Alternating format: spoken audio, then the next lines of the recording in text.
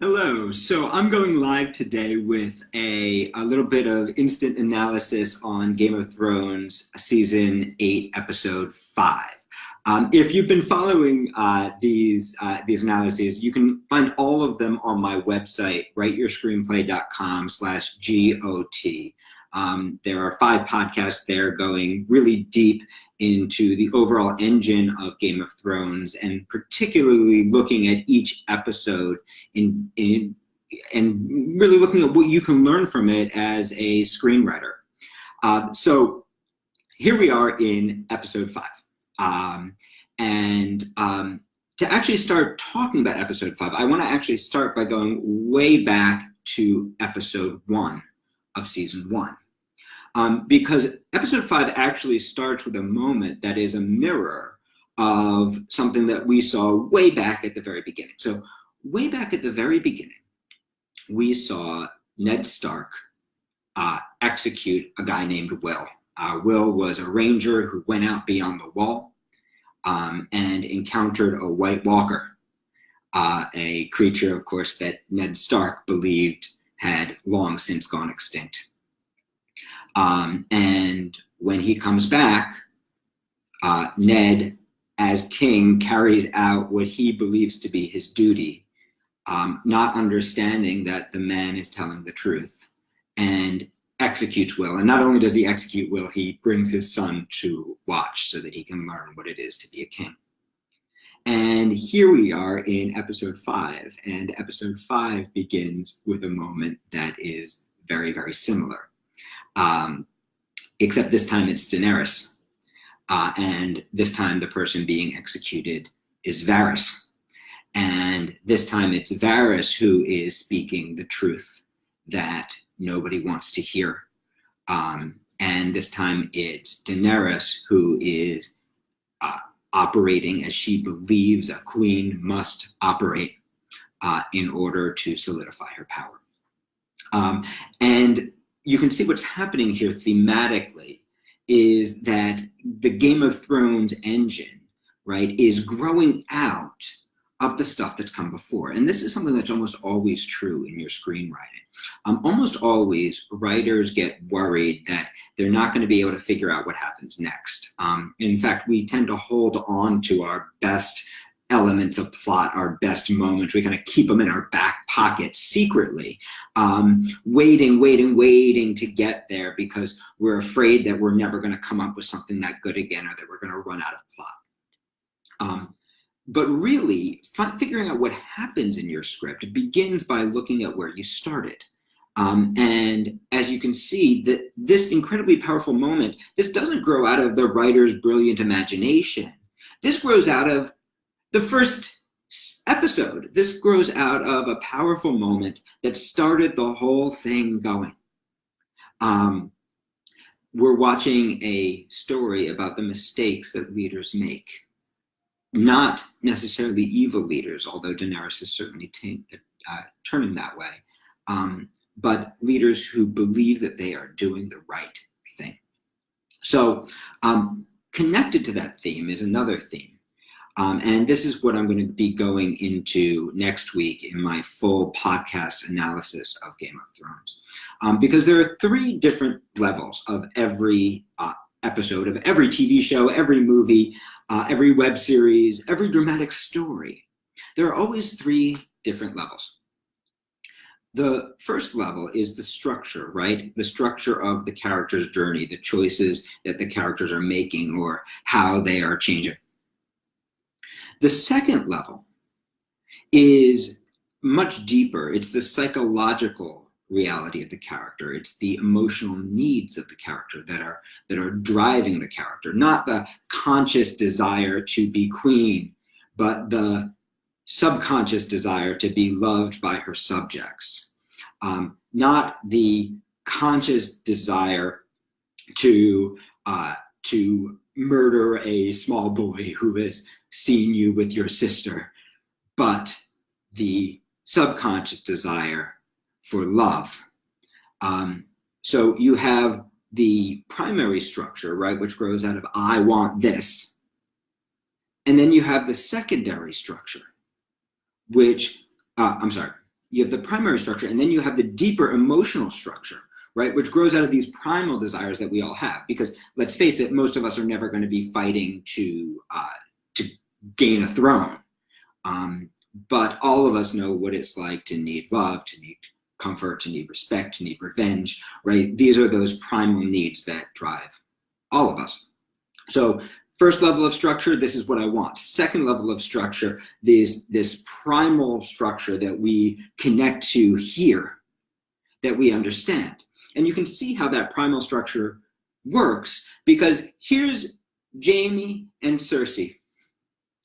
Cersei, one of the worst people in television history, right? One of the worst leaders in television history. And here in episode 5, and there are going to be some spoilers ahead, but here in episode 5, we watch these two characters come back together. And around her, the city walls are falling. Everything that she's tried to own has fallen apart. Her brother, who she loves, has been stabbed by Euron Greyjoy. And somehow these two have found their way back to each other.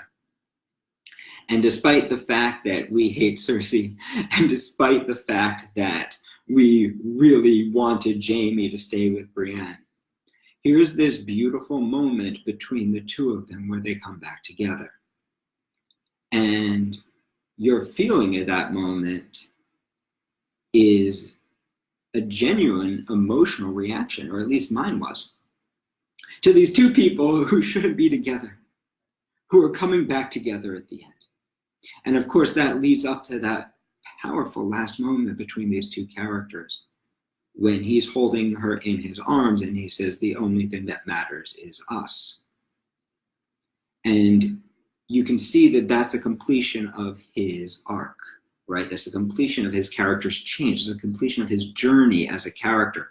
This journey that started way back in episode 1 with the only thing that matters is us, with I'm willing to throw a child off of a wall, I'm willing to do anything for love. The tangible structure grows out of his desire to be with his sister, but the deeper primal level of structure grows out of this need for love. And that's why at that moment where these two people come back together, and that beautiful last moment that's created for them, that's why you feel that emotion. Because even though you have probably never been in love with an evil, scheming narcissist, you probably have felt that need and that feeling of the only thing that matters is us.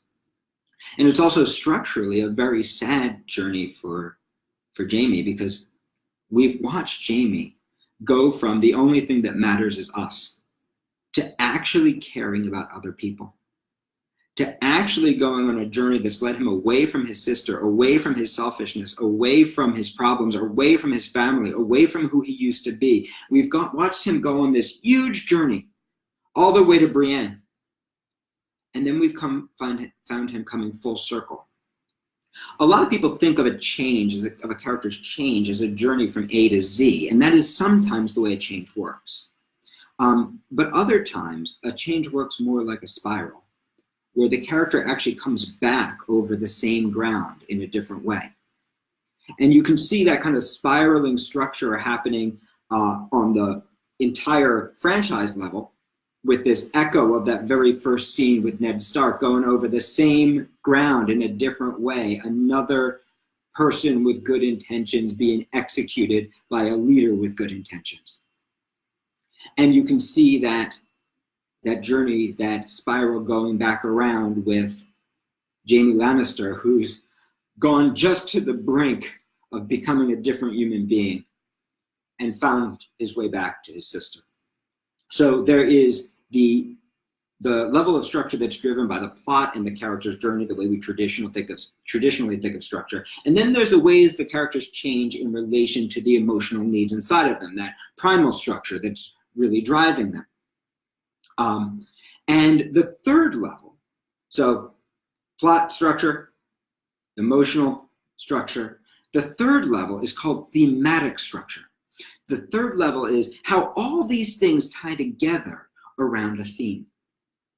And you can see what's successful in episode 5 all grows out of this theme. And this theme doesn't begin in episode 5. This theme actually begins in episode 1 of season 1, when Ned Stark takes his revenge on Will, who abandoned his watch. And that theme of revenge or justice, right? Those two sides of the same coin.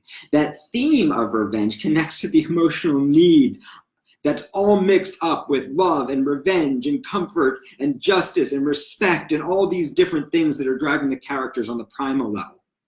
That tying them all together is this theme of revenge. And you can see that that theme of revenge affects the structure of this piece. If we look at the Hounds Journey, we've been waiting for him to fight Sir Krueger for seasons after seasons now. We're finally going to watch that big fight, and you can see that we are tracking that journey, right? We are building up to that moment where he finally goes for this revenge against his brother. And there's this incredibly powerful moment where Sir Krueger has done his move and gouged out the Hound's eyes, and there's Sir Krueger standing with a knife through his head. And it's this incredible image of these two men blinded with vengeance, blinded with this primal need for vengeance. And the episode becomes built around the destruction that grows out of this need for vengeance. We're watching the same thing happen with Daenerys, of course. Everything building up to this moment of the bells when the surrender happens. And Daenerys chooses to exact her revenge anyway. We're watching how all these moments, all these different unfulfilled emotional needs build up to create this moment of revenge that is now going to split her from Jon and everything she could have been.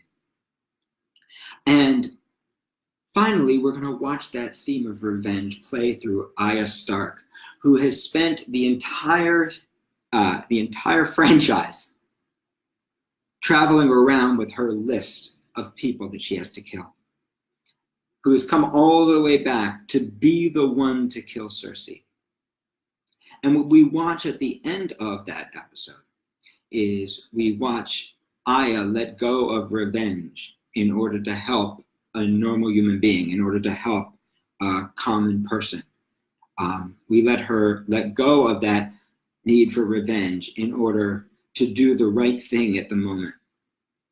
And because these are good writers, and because this is an effective episode, what ends up happening is that choice ends up getting visualized in an image. Remember, image is your most powerful tool. And image is actually the tool that's going to help you discover your theme, that level of structure, discover your emotional need, that level of structure, and discover your plot, that level of structure. That these are not necessarily things that we carefully and slowly plan along the way. That rather, these are things that we discover when images come to us, and that we later shape through revision in order to create focus. Sometimes the screenwriting gods are kind and right? The idea just comes to you, usually in the shower. What you're really writing about just comes to you. But other times we actually go on a journey of change ourselves, where we actually have to figure out what we're really writing about so that we can make those decisions. And you can see that this episode is about revenge. And you can see that journey, and you can see that it all builds around this one image. It all builds around this image of this young woman, Arya Stark, covered in dust, wandering through the destruction of what was once King's Landing, and walking up to a white horse.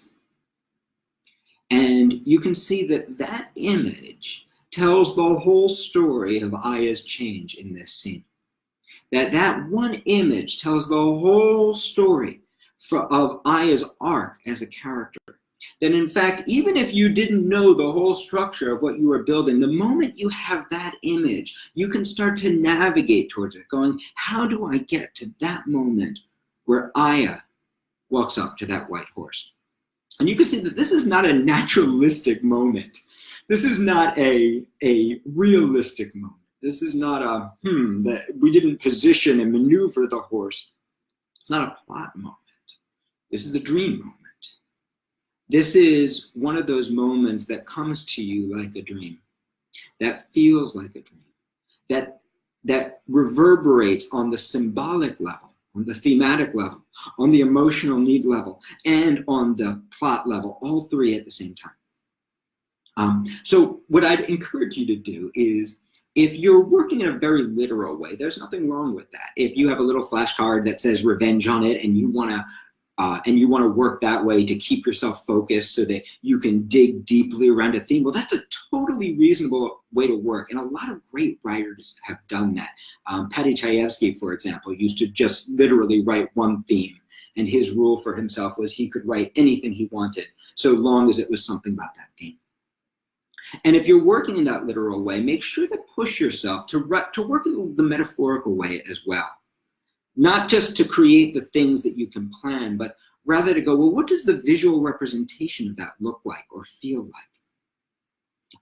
What is the crazy image that I don't know exactly what it means that's going to come to me? And you can see that in the image with I am the horse. You could see that in the moment of these two blinded brothers plummeting into fire. You could see that in the moment of Jamie and Cersei embracing as their world literally crumbles around them. You can see that all three of these moments are actually externalizations of an internal feeling. That what's happening is the writer is taking the emotional moment and saying, what does that look like on the outside? They're externalizing that internal feeling, that primal need.